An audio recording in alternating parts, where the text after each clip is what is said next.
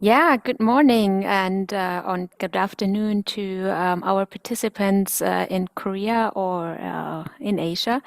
Very warm welcome to our event on the elections in South Korea. My name is Ella Susanto. I'm Senior Program Officer Asia at Heinrich-Böll Foundation in Berlin. And I'm very happy that we could realize this very timely event with the help of our East Asia office in Seoul. So let me directly hand over to our office director, Christian Brakel, who will be the moderator for this event today. So Christian, please, the turn is yours.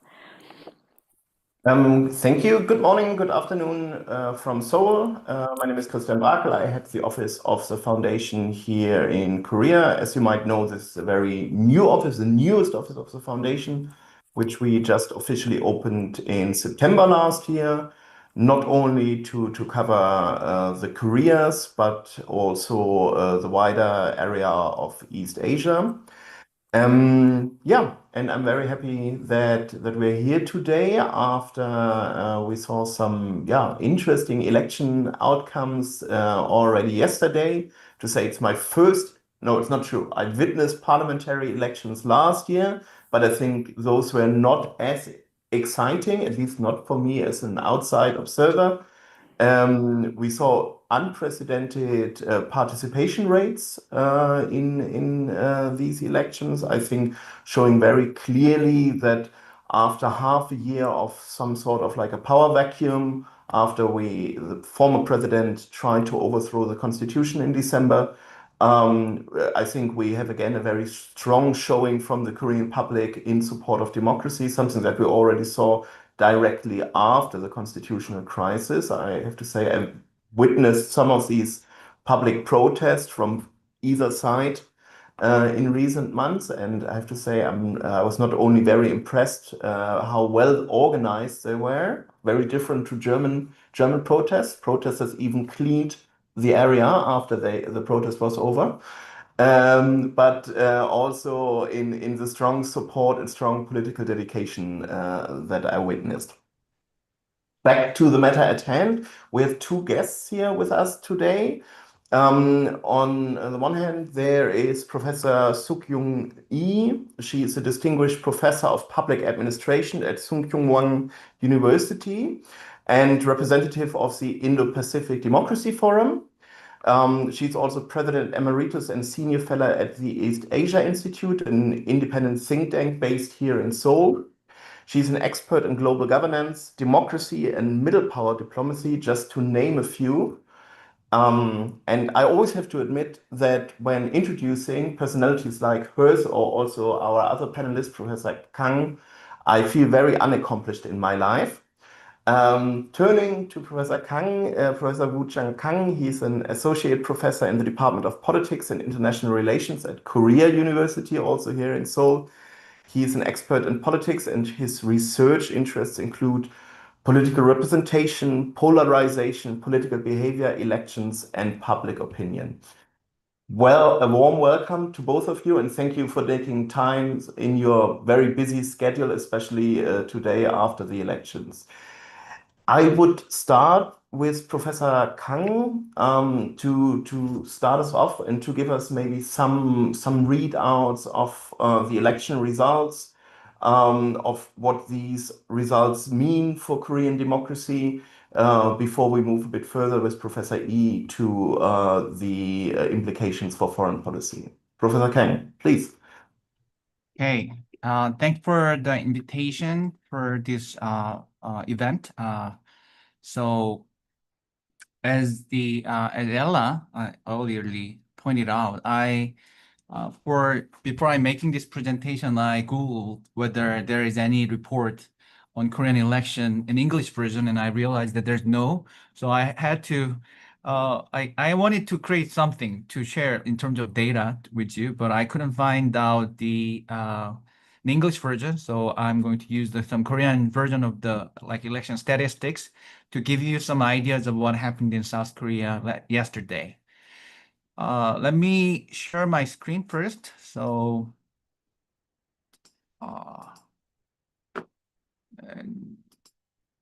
okay, is it the one that you are seeing, the right one? Okay. Okay. So, political dynamics of South Korea and overview of implication of the election result.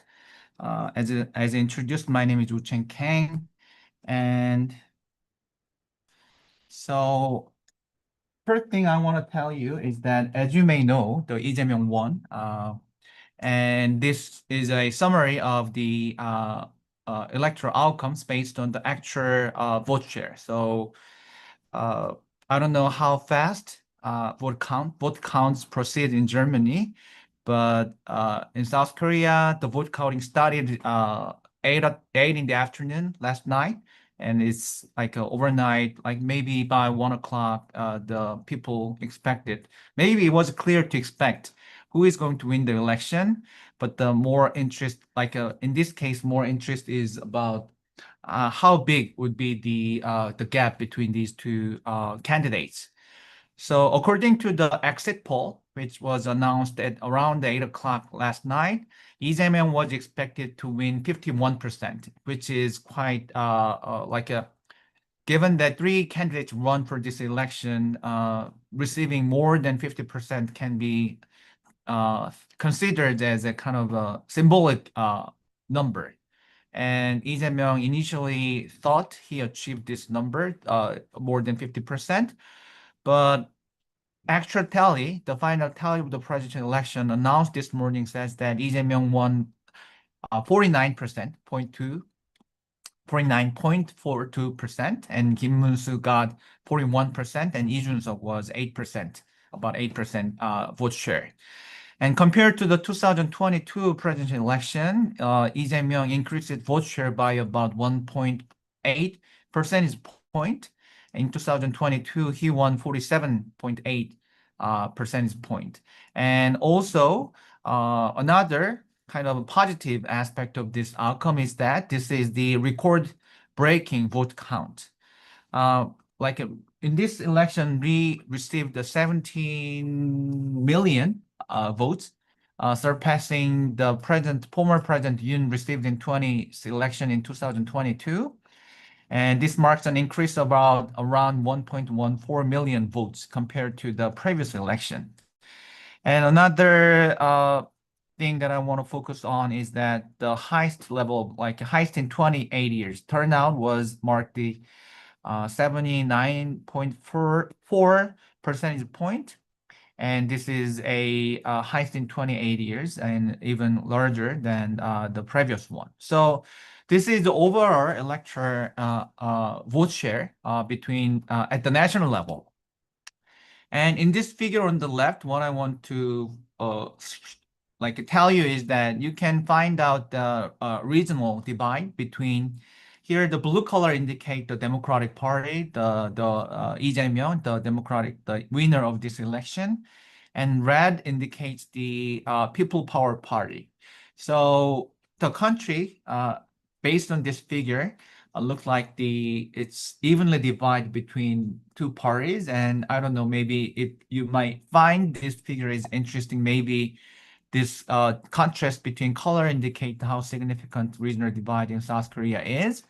But in this picture, again, sorry about the Korean word, but the numbers tell what's the most important information.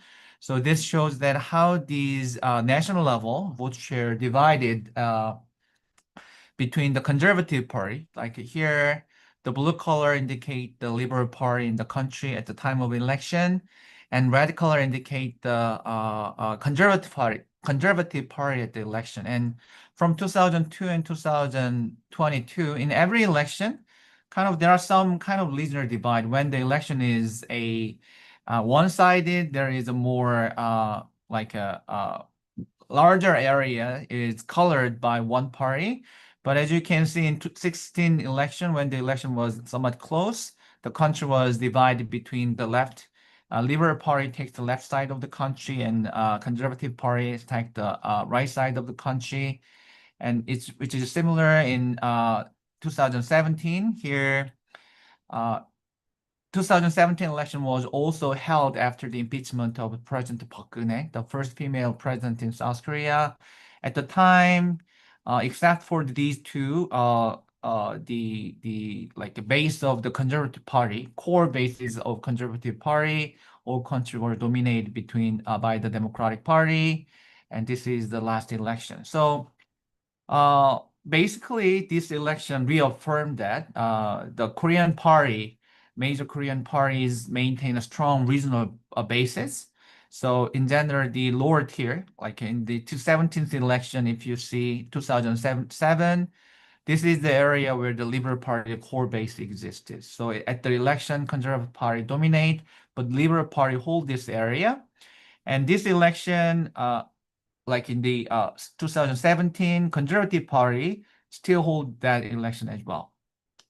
And here, although here the in this election, if you look at compare 2017 and 2025, maybe you can notice that the Gangwon and some other areas, southern areas are held by the Conservative Party, but Gangwon, Gyeongbuk, and like these eastern, northern, these areas, if you follow my mouse click, these are the large areas, but without with a relatively small population, so it doesn't have big impact on electoral outcomes. Okay.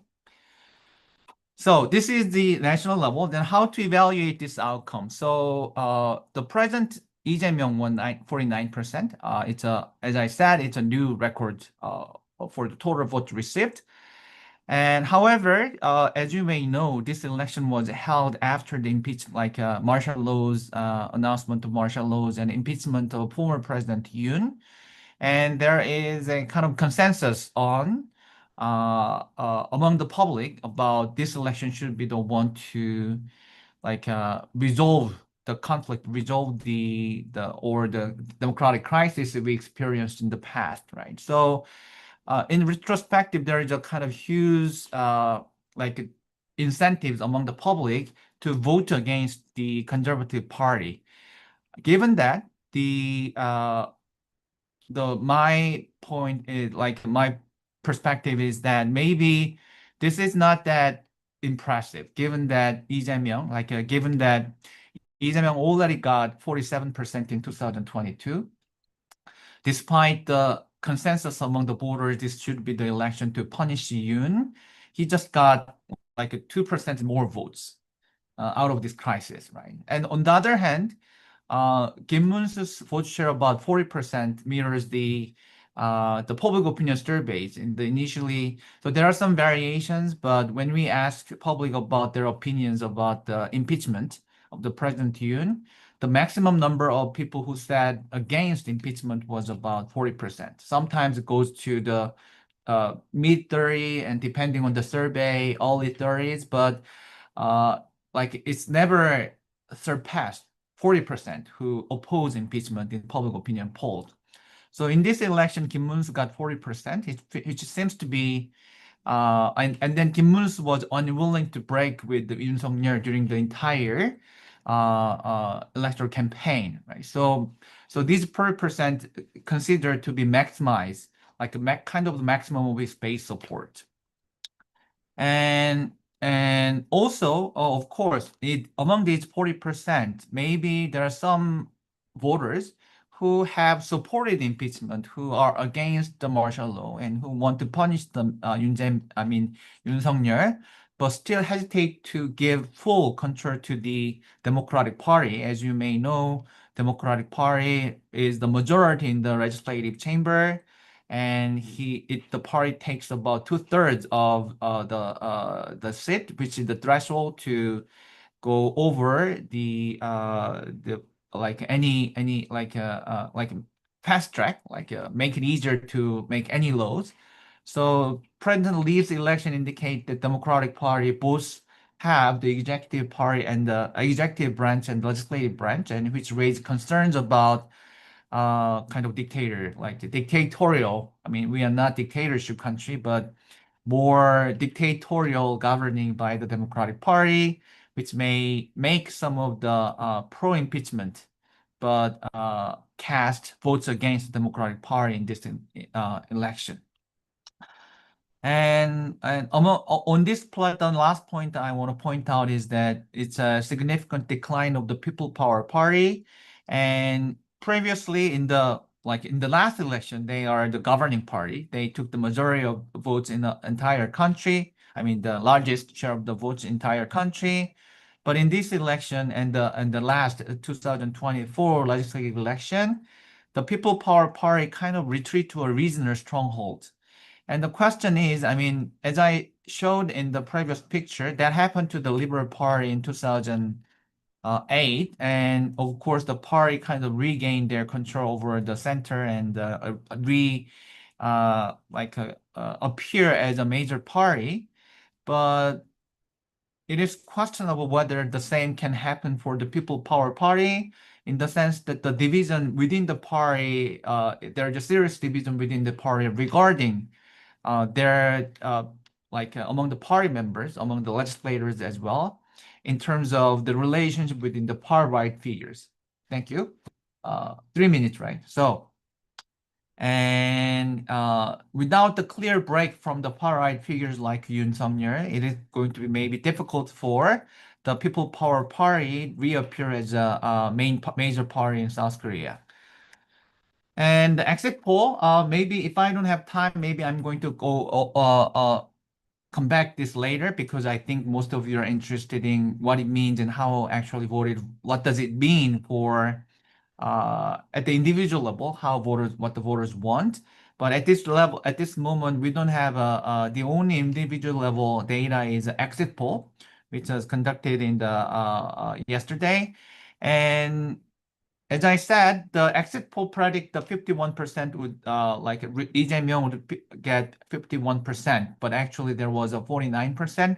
So there are some errors. Margin of error was kind of bigger than statistically allowed, but this is the only evidence. So I will focus on it. The first point I want to raise is that compared to the 2022 election, most notable change is what happened to the 50s and 40s and 50s in our countries.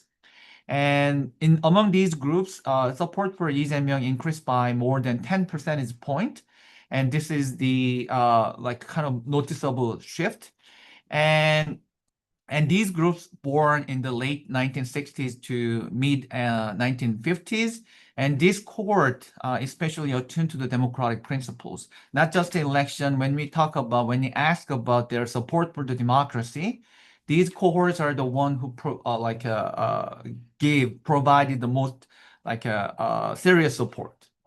And then I think that their attitude toward democratic principles are kind of reflected in this biggest shift in these groups, especially given that this election was about punishing Yoon Suk-yeol.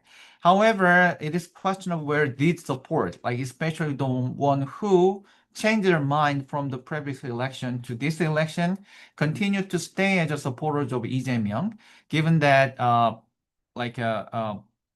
these are their choice of Lee Jae-myung for this election was, as I said, about their concerns of democracy. If their electoral choice are attuned to, or the political consideration, attuned to some other aspect like the economic development or the alliance with the United States, maybe they retract their support. So this group's backing is conditional and potential and reversible, and maybe how they respond to it, depending on how they respond to it, maybe what we are going to observe under Lee Jae-myung will be different from now.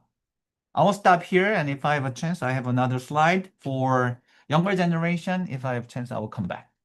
If it's just one more slide, please take the 2 minutes. Okay. So yeah. So the last slide is about younger generation and the third candidate. Compared to the previous election, the major difference is now we have a third candidate, Lee Jun-suk, and he is different from two other candidates in the sense that he's representing the younger generation. He turned to 40 this year. In South Korean electoral laws allows the a minimum age, when you 40 is the minimum, a qualifying age for the Democratic candidate, I mean the presidential candidate, and he run for the election he turned to 40 this year. And as you saw in this graph, sorry, I didn't explain the graph here, but this yellow is Lee Jun-suk. So you can see that he received the largest support among the 20s and younger.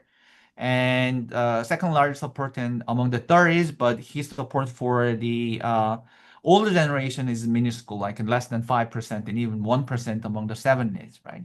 So he reaffirmed with this election, Lee Jun-suk reaffirmed that he is the guy from the younger generation and strong backing from the voters in their 20s and 30s. And on this support, Korean media kind of frame it as a 20 male, especially the males are conservatized and stuff like that. So 20 males conservatization is a Korean translation, direct translation of the Korean. And usually it has a negative connotation. But in my perspective, I mean, it's kind of too early whether to tell whether it is because these 20 younger males, especially, it's because they are conservative or because these political identities in Korea typically form during their 20s. So it is premature to categorize young voters as ideologically conservative at this moment. And I think it is kind of natural that younger males sympathize with Lee Jun-suk. He is a young and male and even look competent to some extent in the sense that he always fight against the older politicians. So in this sense, maybe younger males kind of not because of ideological similarity, but because of their descriptive similarity, they may vote for him. So again, their support can be volatile and fluid, and we may need to focus on what's going to happen in Lee Jun-suk in the future as well. Thank you. Thank you very much. I have many questions in case any of you in the audience have questions as well. There is the Q&A button, not the chat button, but the Q&A button. You can type your questions in the chat and we'll come back to them later on in the Q&A. But I first would turn to Professor E, who could maybe tell us a little bit about what the election results might mean in terms of foreign policy. The new president has already given like a first speech this morning where he also touched upon like some of the directions, but I felt that some other topics were, I don't know, ominously missing from the thing. Maybe you can tell us a little bit more what that might mean. Christian, good to see you again. I'm Suk Jung-Lee from Seoul. I don't have slides like Professor Kang Woo-cha.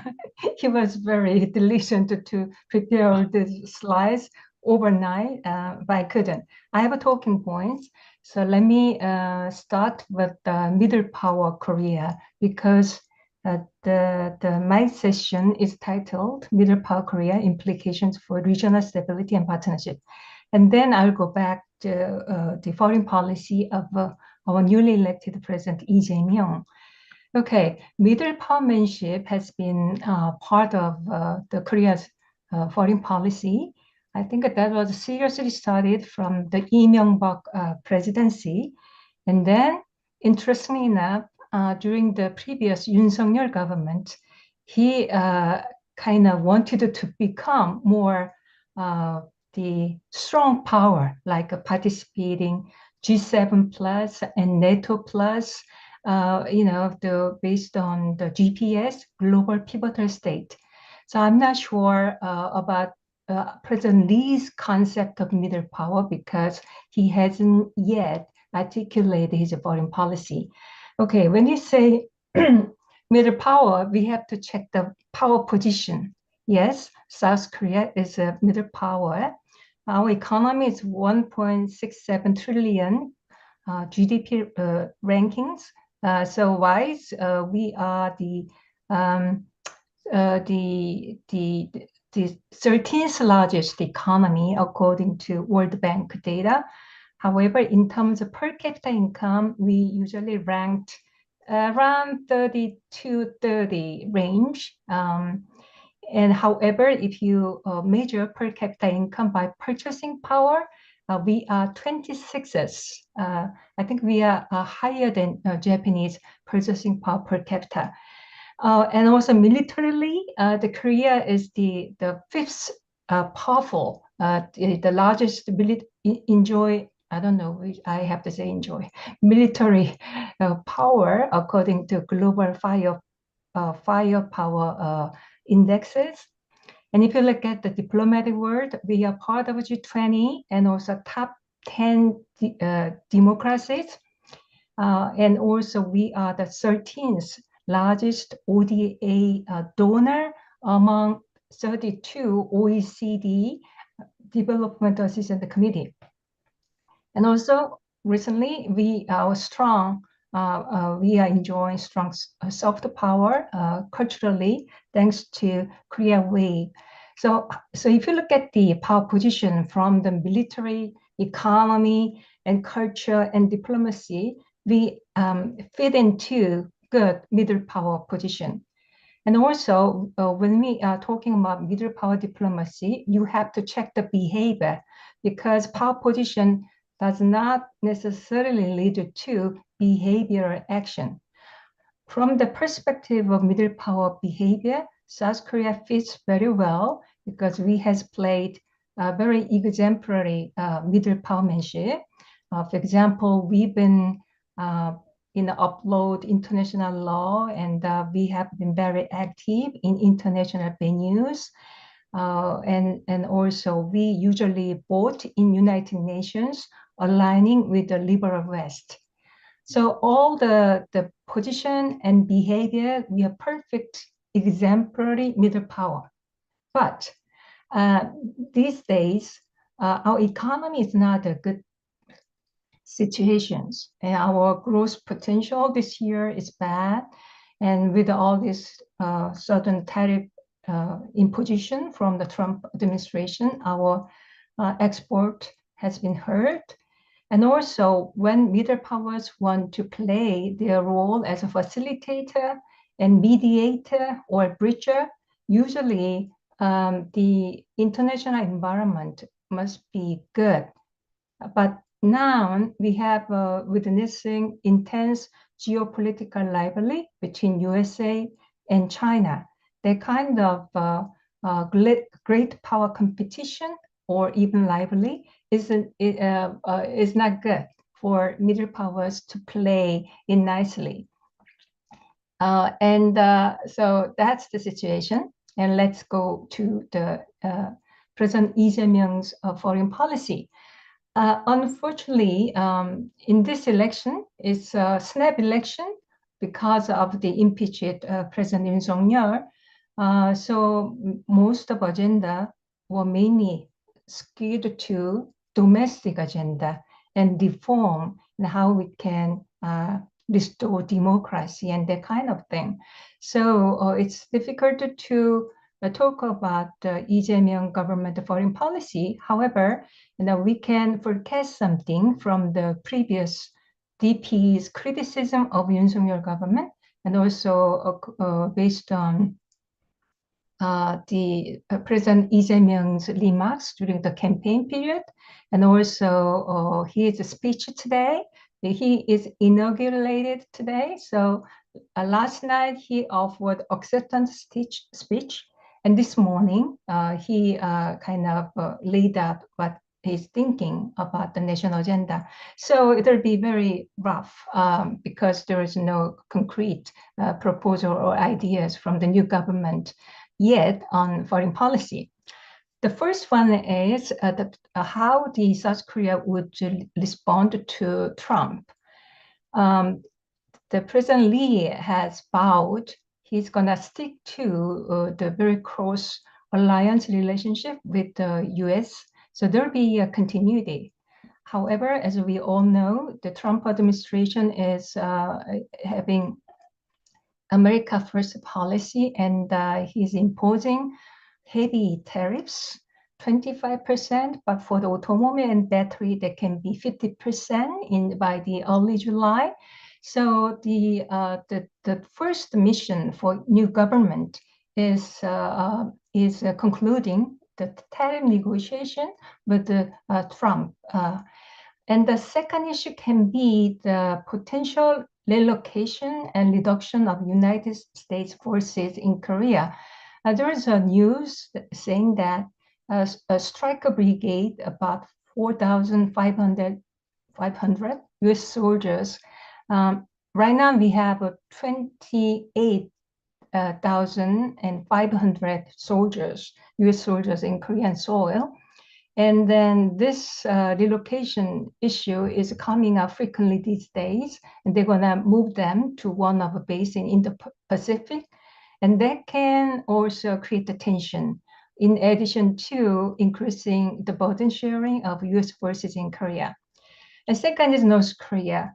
President Lee Jae-myung has emphasized peaceful Korean Peninsula, so where both North and South Korea can coexist. So while keeping the defense capability through the ironclad alliance with the USA, the new government wants to improve the relationship with North Korea, engaging in North Korea.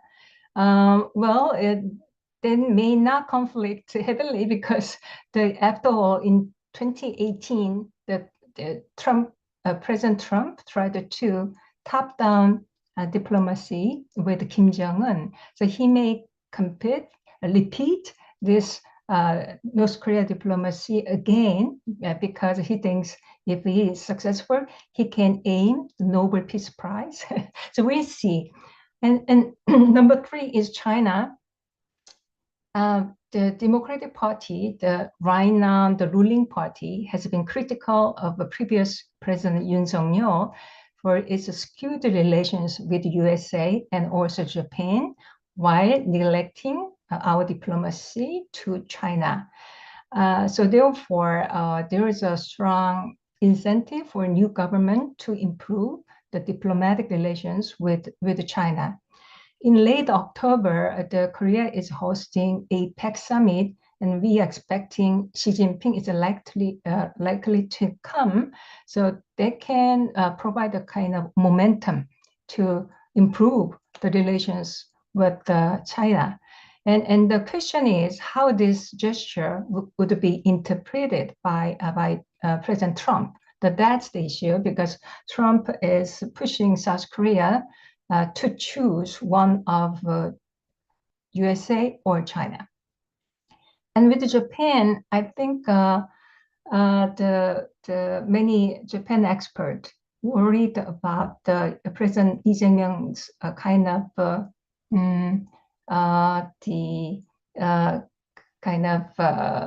criticism towards Japan, because usually Progressive Party has been critical about Japan's past history issues and so forth. However, President Lee Jae-myung has mentioned several times he will stick to having good relations with Japan, because he regards this trilateral cooperation between United States and Korea and Japan is critical for the Korea's national interest. So we expect he can continue. However, in July, Japan will have the upper house election, and there is a rumor that the Prime Minister Ishida may call the lower house election at the same time. If we lose, maybe if the rising group of LDP is winning, and again, the summer is a big season. We have Liberation Day in August 15. So usually textbook issues and this comfort woman issues and first labor issues are likely to come if there is a political shift to more rightist group within the LDP in the coming summer election. So we'll see, how this will be unfolded in the summer. And this trilateral cooperation is very important, but we are concerned about the Trump's administration because they haven't yet issued the Indo-Pacific strategy, or President Trump is not interested in the regional policy. He's more like a bilateral diplomacy. So that's kind of issues. And especially Taiwan issue will be a kind of hot potato. And lastly, I think the geopolitical environment in the region and also in the world is very bad. And because the conventional leader like USA is not supporting, quote unquote, the liberal international order. So that's why it's very important for the European unions, and especially the Western European countries like Germany, should strengthen the cooperation with Korea, not only Korea and Japan, Australia, to forge a kind of the coalition based on democratic values, human rights, and also rule of law, all these liberal values. So I will stop here. Thank you very much, Professor Yi. I already see that there is one question in the Q&A. If you have others, you can type them there, or we come back to, or just raise your hand, and we'll take them one by one. I already have a lot of questions in my mind, but maybe we start with the question that's already here from Mr. Lipke, who is asking, I think, something directed to Professor Kang. Could you say a couple of words about gender dynamics in just yesterday's votes? I think you briefly touched upon it with the younger generation. But apart from the things that you already mentioned, were there any other noticeable patterns and shifts? And I would maybe add to that, you said we should not already think about that this like is a gendered option, what we've seen, the outcome among especially young men. But there could be other reasons. But I was wondering a bit when you said that, wouldn't that would have to mean that young women would have to have voted with the same percentage for Lee Jun-suk?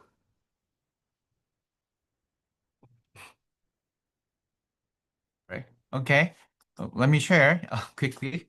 It's not organized, so but without the, I think, figures, it's difficult to explain, and it's difficult for you to follow what I'm trying to say. So I'll briefly prepare a slide. So can you see this slide here? Yes. Okay. So one on the left is the 2022 election, and on the right is the 2025, and again, blue indicates the Democratic Party. And sorry, the upper graphs are for the male, the bottom is for the female. The same here. So blue is for the Democratic Party, red is the Conservative Party, and yellow is the Lee Jun-suk. Right? So when we given that you raised a question about gender, I think you are somewhat familiar with the South Korean politics. And as you pointed out, this gender gap appears only among the younger generation. So if you go to the 40s and up, there is no significant difference between upper bar and lower bar, meaning that male and female in their generation, the same generation, generally had the same tendency. However, when you focus on the 20s in the 2022 election, among the 36%, I mean the 36% of male voters voted for the Democratic Party, Lee Jae-myung. It was 58% among the female voters. It's directly opposite for the males. So 58% voted for Yoon Suk-yeol at the time, and 33% voted for among the female voted for the Yoon Suk-yeol at the time. In this election, first, like 58%. So the support for the Democratic Party candidate does not change. On the other hand, remaining 34% are divided between Lee Jun-suk and Conservative Party. So maybe we can see that these 35% are the share, like both the Conservative Party and Lee Jun-suk share kind of anti-feministic, like anti-woman's right, more conservative attitude in terms of women's issues. They share the similar tendency. What divide the Lee Jun-suk and Conservative Party is probably maybe the gender ideological tendency, but also another issue is about their attitude toward impeachment. So maybe these 10% here indicate that female voters in their 20s who are less supportive for the women's issues, but support for the democratic principle are these 10%. Okay, so in terms of women support, I think there's no significant shift in their 20s. But when you focus on the male part, you can see that these 20s male are the ones who where it was 36% in 2022. In 3 years, about 12% percentage point difference appears among the male 20s in this election, right? And then where do they go?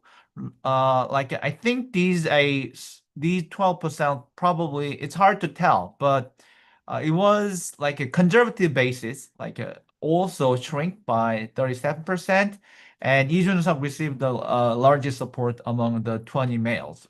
And again, as I said, these group Lee Jun-suk is kind of the one candidate with a uh, anti-feminism, anti-women's issues, more hostile attitude toward the female issues, but also pro-impeachment, right? So I think among these, those like 12% who were previously supportive for the Democratic Party, probably now go to the Lee Jun-suk because, and then these are, so it's hard to tell what are the ideological, this is in line with my previous argument about it's not probably correct to categorize these male 20s as a conservatism, because these are like at least these groups maybe they are somewhat maintain conservative attitude toward women's issues, but at least they still maintain like a pro-democratic or pro-impeachment attitude, right? So these are the groups with kind of ambivalent or the mixed attitudes in the current contemporary politics. So these are the gender dynamics. So in general, uh, in terms of gender issues, I'm not sure if gender conflict become more severe, more polarized, because in this election, in their 20s, as I said, gender issues and democracy issues are kind of intertwined with each other. So despite some shift among the 20 males support for the 12 toward Lee Jun-suk, it's kind of hard to tell what it means at this moment, I think. Thank you very much. I have one other question regarding something that you mentioned in the beginning, and that is if we. I have to say I was really surprised to see even after everything that happened and after seeing that the PPP in large parts was unable to really like decouple from ex-President Yoon and his uh, I don't know how you want to say it, coup attempt, that he still managed to get such a high number of votes. I would have suspected even for people who didn't want to vote for the DP, then people would just stay at home and not vote at all. Would you say that this speaks to the depolarization of the country, like similar to the US, that people say, I might not be 100% okay with things, but like I rather vote for my candidate or for my party, even if I don't agree with like what President Yoon has done before I bring it over myself to vote for these horrible communist-loving Democrats. To Okay.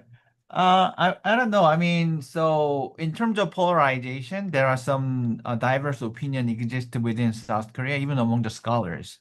So, some scholars suggest that political polarization is severe in South Korea as well.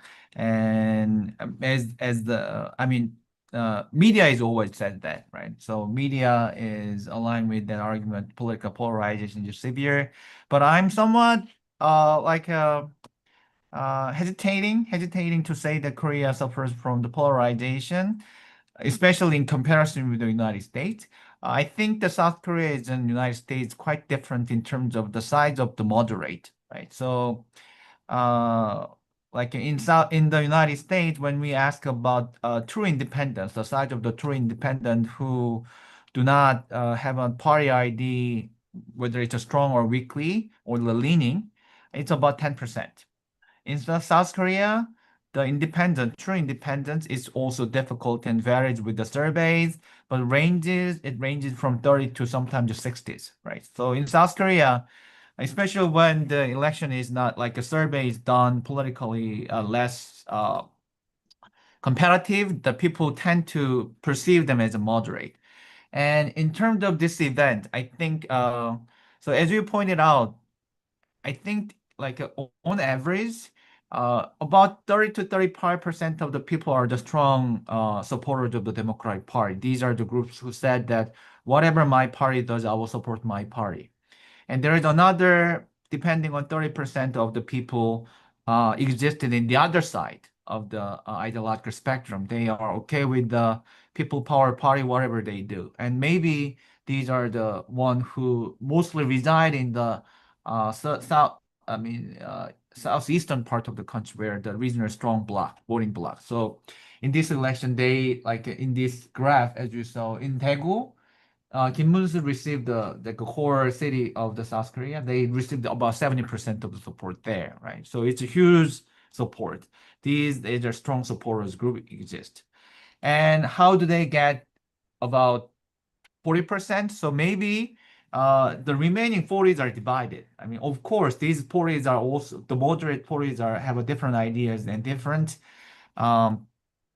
criteria, right? And then maybe, but among these 30% of the moderate, as I understand, two-thirds of them emphasize democracy.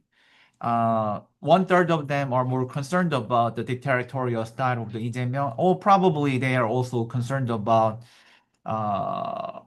like Lee Jae-myung has a history as well, personal history, and there are some characteristics that Korean voters might not like, right? So that's why they are divided. And this is the picture that that we see. So in that sense, I mean, parties with the different, people with different partisanship, but different perspective, they're different, right? So, however, and in terms of polarization, I mean, I'm getting more worried, that's true, but it's not as serious as compared to other countries like in the United States. That's my impression. Yeah. Can I add something, Christian? Of course. Yeah, because I know the Woo Chang's position about this polarization. Yes, we've done this Yeah, as I said, we are different, right? Diverse Yeah, opinions. and he's right. The moderate is usually taking 1/3 and so forth. However, we basically we have a party system where two major parties compete. So during the election time, the moderates are pushed to choose either of them. So that's the problem. We have to change our electoral system, allowing more healthy and stronger, and so then fourth party by changing our electoral system. And when you interpret the voting ratio of Lee Jae-myung and then Kim Moon-soo and Lee Jun-suk together, Kim Moon-soo combined the votes the Kim Moon-soo and Lee Jae-myung received is almost the same as Lee received. So that means these are more like there is an anti-Lee kind of thing, even though the Kim Moon-soo and the Lee Jun-suk had a very different position on the issue of impeachment. I think as Woo Chang has mentioned, he has some personal history as well, and also he used to face some criminal charges. So that was also the one issues. So now President Lee became very strong president. National Assembly is controlled by super majority, his party. And then executive body is, of course, controlled by very strong president. And judiciary has been weakened these days. So public trust in the judiciary has been decreased. So it is weakening the legitimacy of the South Korea's judiciary, and that's a very dangerous sign for the healthy democratic status of South Korea. So there is a concern, how we can check and we can create how we can, checks and balance systems toward this strong president. Thank you very much. I mean, yeah, you're completely right. President Yi seems to have a very polarizing personality. And I mean, there was even an attempt on his life last year, which I think is also something that's not very regular in Korean politics. Let's see if this amassment of power within the Democratic Party will lead to an erosion of democratic control. I have several questions, and maybe we everything will be answered, but maybe we continue with a foreign policy question from Ms. Henningsen from the German Foreign Office, I think. She would like to ask if the new president is more likely to try to engage with North Korea, as you mentioned. How do you expect the foreign policy towards Russia to develop, Professor Yi? There has been a development between North Korea and Russia. As you know, they kind of upgraded the security treaty between two countries. So, North Korea and Russia are going to help each other when there's some war situation and security issues. And also, North Korean soldiers were in Ukraine. So there is a very strong ties between North Korea and Russia. So it is South Korean government interest to detach these two. If we don't engage in Russia, and Russia ties with North Korea will be strengthened, will continue. So there is incentives to loosen up, to dilute their ties. However, because of all these international sanctions against Russia, we cannot do so. However, let's say if President Trump is canceling the USA sanctions toward Russia, there will be a kind of diplomatic spaces opening for South Korean president to ease up the relationship with Russia if Trump moves. I know that kind of move will disappoint the European allies, right? Because Europe is still very much concerned about the Russian threat, and then if South Korea is working toward Russia, that will cause some backlash with the European friends. So that's why we have to be very cautious. We have to still condemn what Putin is doing toward Ukraine. And we have to support this NATO collective security as well. But at the same time, I think there will be a kind of interest for new government to ease up.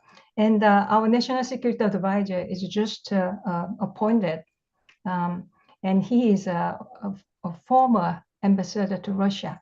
So we'll see how his team can just work this very narrow, the tightrope, to engage Russia.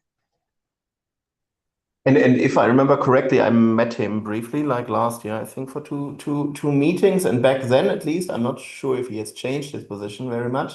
Back then, he was very much advocating for Korea to take more of like a middleman approach and to be closer with Russia. But as you said, this would definitely conflict with like moving closer to Europe, where I think the Koreans rightly always ask us to have more. To be more involved with their concerns vis-à-vis North Korea, vis-à-vis other security threats in the Indo-Pacific. But I think from a European side, we would have the same ask to make to Korea and Japan to be more involved in what's happening in the European theater.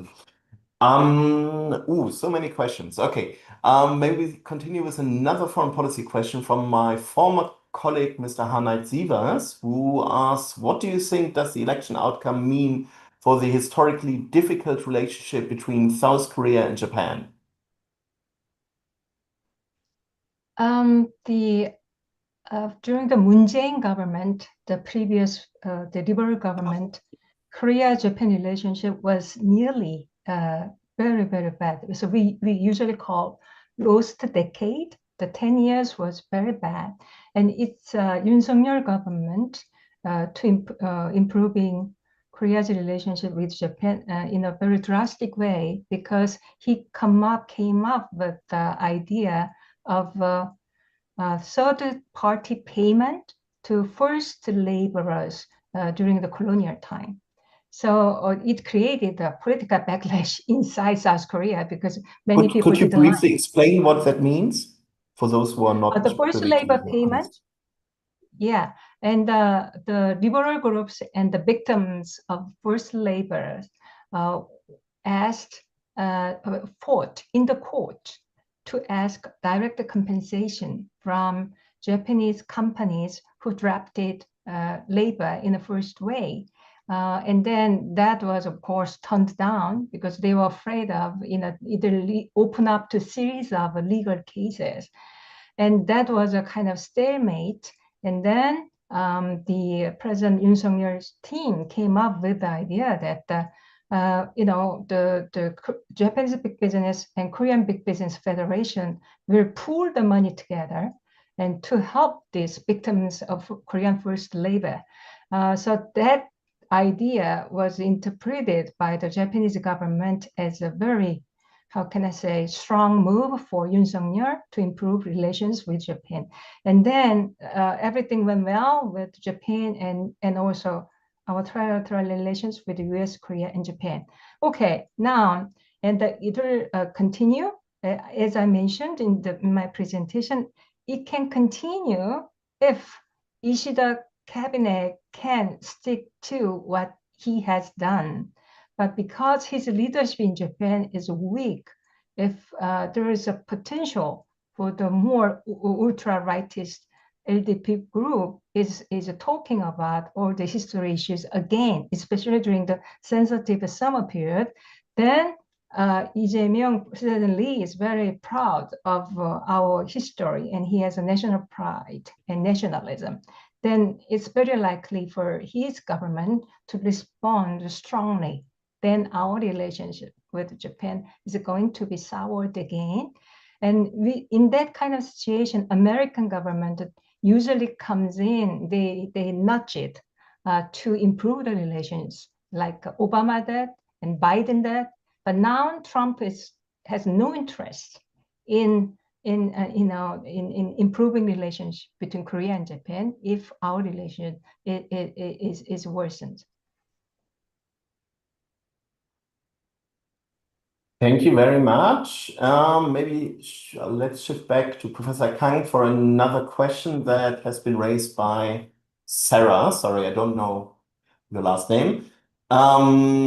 There have been rumors that there have been irregularities at the election yesterday, providing the possibility for Kim Moon-soo to challenge the result. Is there any truth to that? So I'm not sure about whether Kim Moon-soo would challenge the result. At least he gave a speech this morning that he congratulates on Lee Jae-myung's winning of the victory. He accept his defeat. And in terms of irregularities, yes, I think there are some irregularities happened, but South Korean voters are over 40 million citizens, like they voted 3 days. And about 500,000 people, individuals are mobilized to election administration. And among these 500,000 individuals, only about 3,000 are the National Election Committee officers, meaning that remaining, I don't know, 497,000 people are just the temporarily mobilized for the election. They are not familiar with the election process. And then we also use many machines, like for efficient uses. We use machines and sometimes like they don't know how to handle the situation well. So there are some mistakes, right? I mean, I think it can happen everywhere. And from a comparative perspective, the amount of the ratio, the frequency of these mistakes are much smaller than other countries, I believe.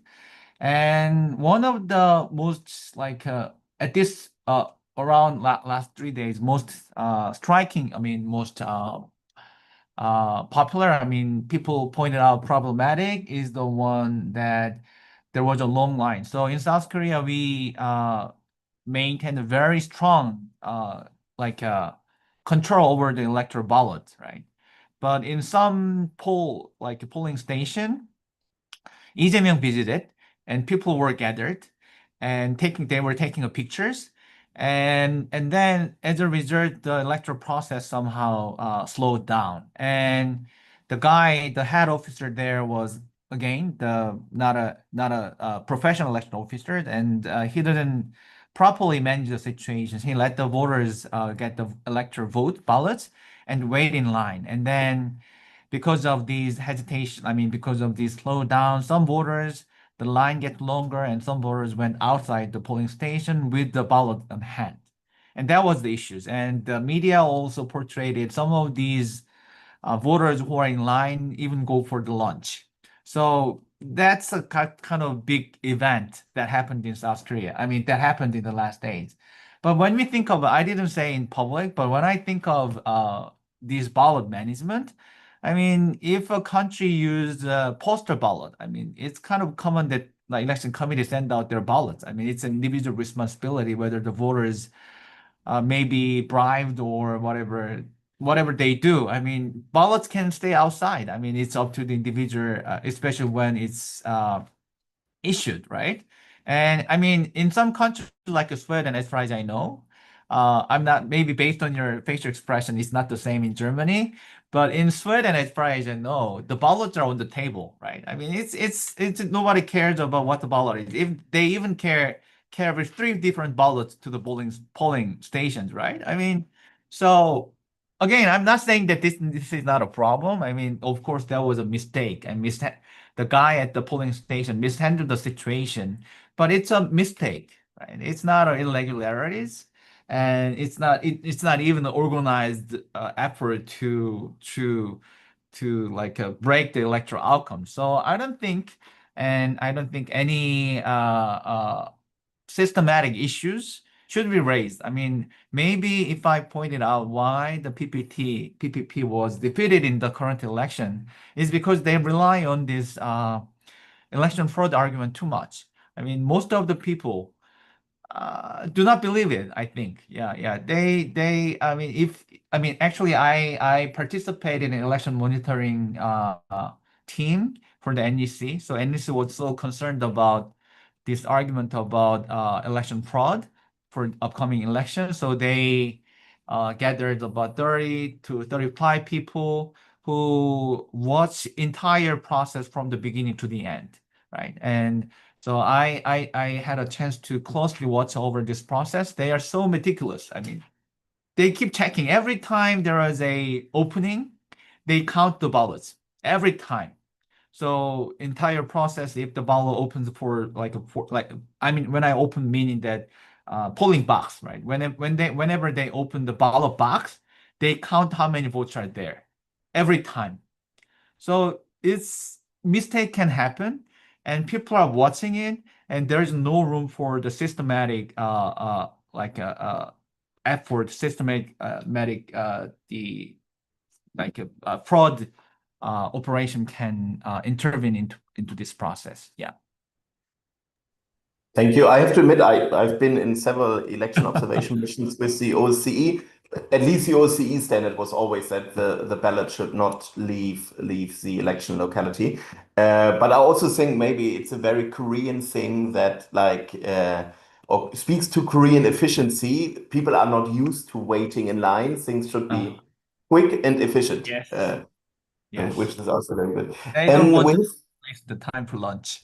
yeah. And I mean, like you raised this issue with that the PPP has been relying a lot. I mean, this was one thing that supposedly drove ex-President Yoon to deploy forces to the National Election Commission in the night of this autogol coup, because it seems that like he really believed what right-wing YouTubers had been like pouring into the live streams for a long time, saying like basically both the parliamentarian elections and even maybe his own election in 2022 were frauded deliberately by the commission. Yeah. There is one more foreign policy question from Hannah Gers from the German Council on Foreign Relations. Did foreign policy considerations impact the vote, and to what extent does the election outcome mirror the population's view towards China, US, North Korea? I'm not sure who of you feels best placed to answer that, whoever would like to. Christian, can you repeat it one more time? Sure. Yeah. Did foreign policy considerations impact the vote? And to what extent does the election outcome mirror the population's view towards China, the US, and North Korea? Or North Korea? Right. Well, it's very funny. I don't think the foreign policy agenda have impacted Korean voters that much, even if the Kim and Lee Jae-myung couched their foreign policy differences, because the martial law and impeachment issues were overwhelming. So foreign policy issues were kind of trivial, but nevertheless, in the far right group of South Korea, there is a strange development of anti-China feelings. The sentiment is very high about they don't like China somehow. And then they are the people, very strong Trump supporter and the critic of China, and also people who tend to believe election fraud. These are the ultra-right group. I think those people, and of course, would have voted for the PPP. They have been voted for PPT, but the overall size in the Korean borders should be less than 8%, 10%, because during the Park Geun-hye impeachment period, until the last moment, only 7 or 8% opposed impeaching President Park Geun-hye. And I don't know, Woo-Chang, do you know how much percentage of these people? It's a smaller. So in that way, the foreign policy, and even if the rightist groups have such feelings, I don't think PPP candidate Kim Moon-soo has said any anti-Chinese foreign policy. So I will say the impact of foreign policy differences is smaller. And for North Korea, and of course, Kim Moon-soo is more hardliner toward North Korea, criticizing human rights violations and dictatorship, and also Kim Jong-un's nuclear and missile capability and the kind of things, more so than Lee Jae-myung. So, and of course, North Korea issue, how we engage North Korea is also one issue for the conservatives, continue to vote for the Conservative Party. But there's a continuity, no new factor. Yeah, I agree with Professor Lee suggests. I mean, there are some public anti-Chinese sentiment exist, but it exists before the election, and it was, I mean, so as you pointed out, the impeachment, the martial law, well, some of the fake news include that NEC kind of arrest 99 Chinese spies, something like that. There are the rumors, something like that. But most people do not believe it. I mean, it's circulating among the right-wing populist, right-wing groups, and they try to mobilize it. But I don't know who is mobilized by the news. But this connection between the anti-Chinese sentiment, I mean, so this is not based on research outcome, but some scholars, some of my colleagues suggest that maybe the reason why right wing targets Chinese and try to mobilize Chinese sentiment is that they try to make a connection between anti-communism, like especially the North Korea. So North Korea has been the line, like has been a political division line between the liberal and the conservative for a long time.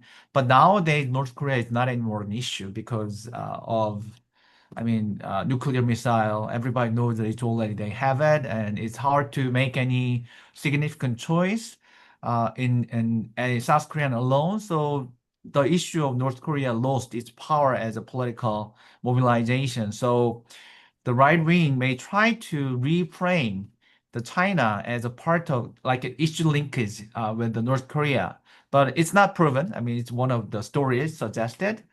And on the other hand, it is also true that among the younger generation, there are some anti-Chinese sentiment. It's in respect of what's happening in the current politics. So, yeah, but still, as Professor Lee suggests, it does not directly relate it to election as a dependent variable or independent variable, I think. Yeah. It's interesting to me to hear. I mean, I also heard recently another analyst saying that anti-China sentiment has now risen to a point where it replaces anti-Japan sentiment within the Korean population. Yeah. You agree? Yeah. On the other hand, I have to say, if I speak with people, even people who are interested in foreign policy, I find it I rarely find people who can say or can say a lot about China. Everybody can talk about North Korea. People have strong feelings about North Korea in either or direction. People have strong feelings about the US, also in either or direction. And people have strong feelings about Japan.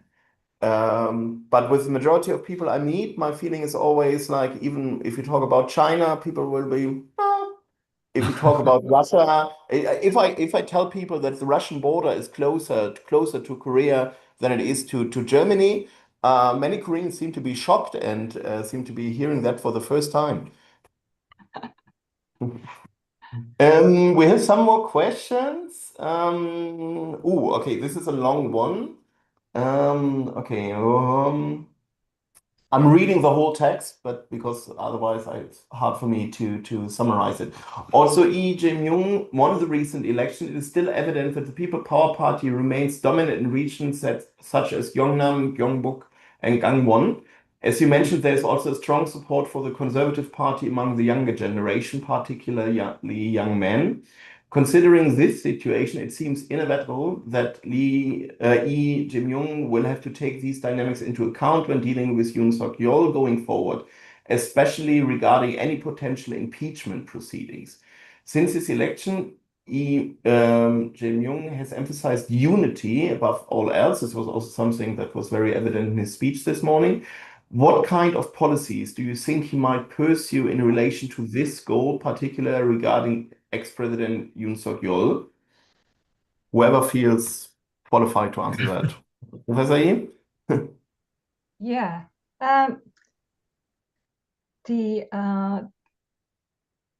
President Lee Jae-myung has mentioned as a number one priority is to finishing insurrection force, 내란 세력, and impeachment is one thing, and then insurrection crime is another. And Yoon Suk-yeol was impeached, right? But now he is being investigated under the charge of insurrection. The court is dealing the case, and the DP has framed the Yoon Suk-yeol group and also PPP as a pro-insurrection force, right? So he tried to, settle the score of this quote-unquote insurrection rather than just leaving this decision to the court. So they can create, if he's pushing too much, the court, it can create the backlash, right? That's court's business. If President Yoon has committed insurrection charge, he will be put into prison, right? So I think you have to be very transparent and fair when you not to be interpreted this move as a political retaliation. So that's important. So there is a kind of contradiction, and President Lee keeps saying that I'm president of national unity and integration. All Koreans, just leave their difference behind and let's get united.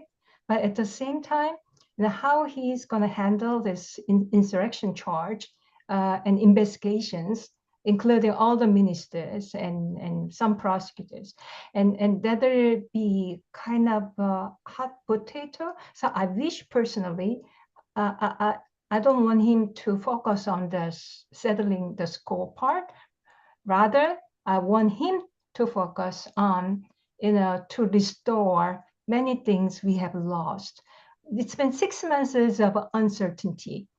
6 months of uncertainty put the small business, shopkeepers, and those people in a very dire situation. So as he has promised, he need to focus on this people's economy and then negotiation, tariff negotiation with the USA. Thank you. Maybe we jump from one legal trouble to another. Mr. Lipke from the European Council on Foreign Relations asked about the current president's past legal troubles, because we know that there are also still ongoing proceedings. Is there a chance that ongoing trials could somehow circumvent presidential immunity and derail his presidency, leading to a renewed constitutional and political uncertainty? I don't Do you know. want to answer this? Okay, I'll try to answer. Yeah. So the current case is is about the violation of the false information related 허위 사실, first fact announcement relation. So basically, South Korea has a very strict law about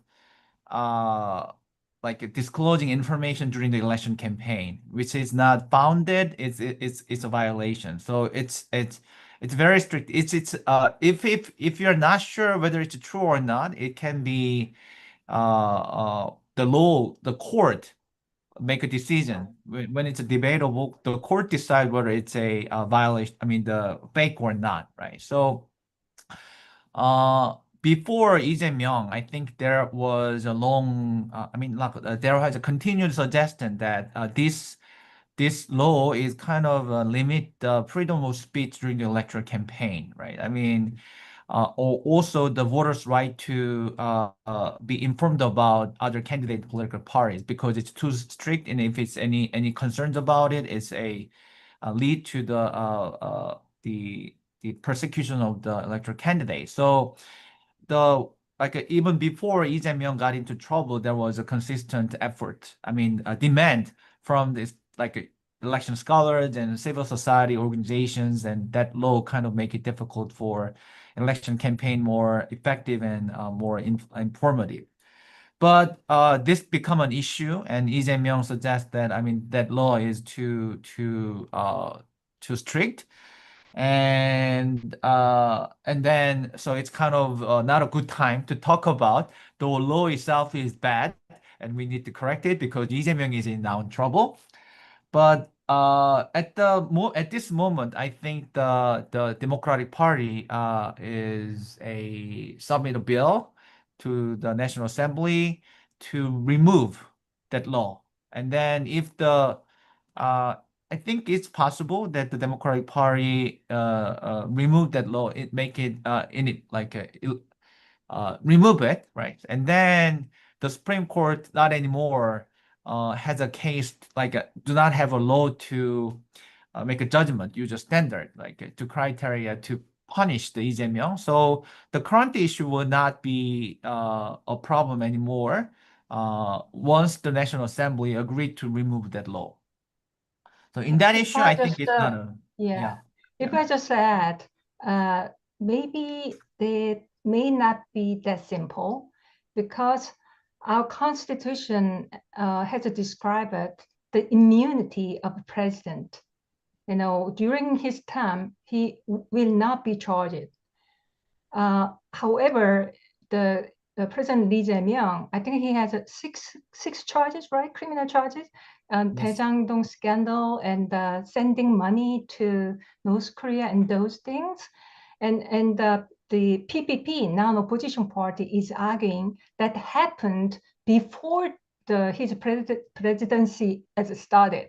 So that's why Woo-chang has mentioned, now the ruling party is trying to kind of defend his presidency, including more broader interpretation of the presidential immunity, even before his term has started.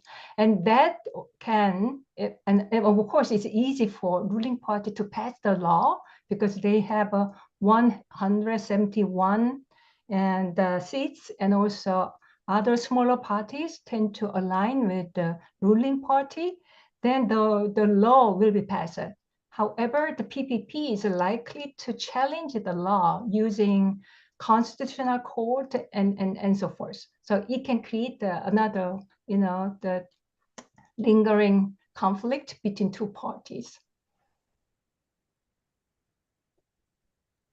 Thank you very much. I think we have time for one more question, which I think will come from my colleague Ella in Berlin. Ella, please. Yeah, thank you. Professor Lee, during your input, you said that the Taiwan issue is a hot potato, but you didn't really